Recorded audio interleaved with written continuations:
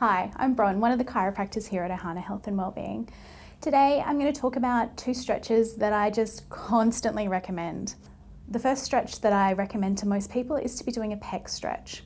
So the pec is the big muscle across the chest. It comes from the sternum, attaches into the collarbone and then inserts into the upper shoulder. Because we spend so much time forward at our desk, forward in the car and forward sitting on the couch, the pec muscles get really tight and this has a big effect on our posture. To stretch the pec muscles, what we'll do is put our arm up against a wall with the arm at a 90-degree angle from the body, rotate our chest away from the arm that's out, and we're going to feel that muscle pull, or that stretch pull right across the chest. To get more of the sternal fibres, the fibres that attach to the inside of the chest, we're going to be bringing our arm further up to more of a 150-degree angle. And same again, our body will rotate away from the arm that is being stretched. To get more of the clavicular fibres that attach up the top of the chest, we're going to have the arm down into a more abducted position to the body. We can alter this by having both arms up, both arms at 90 degrees, and we'll be stretching both sides of the chest muscles there. The other stretch that I recommend to people is the hip flexor stretch. So our hip flexors are muscles that do what they say on the tin, they flex the hips.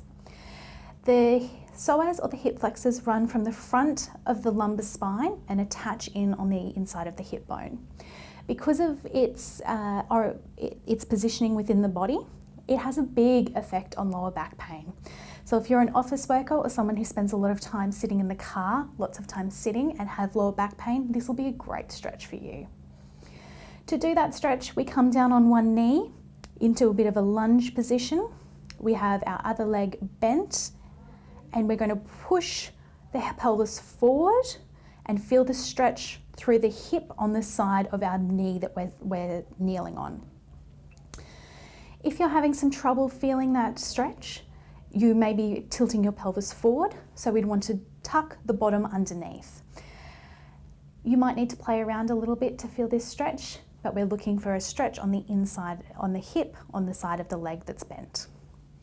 To deepen that stretch, we can bring the other leg out and to the side slightly and go into a deep lunge position.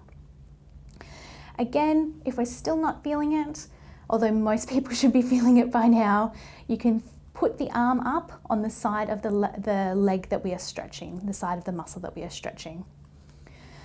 My general tips for all stretches are, first and foremost, if you are stretching, you must be stretching for 30 seconds.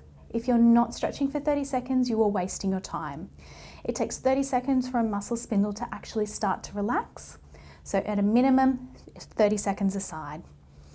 I'd recommend doing these stretches twice for maximum effect and stretching both sides of the body.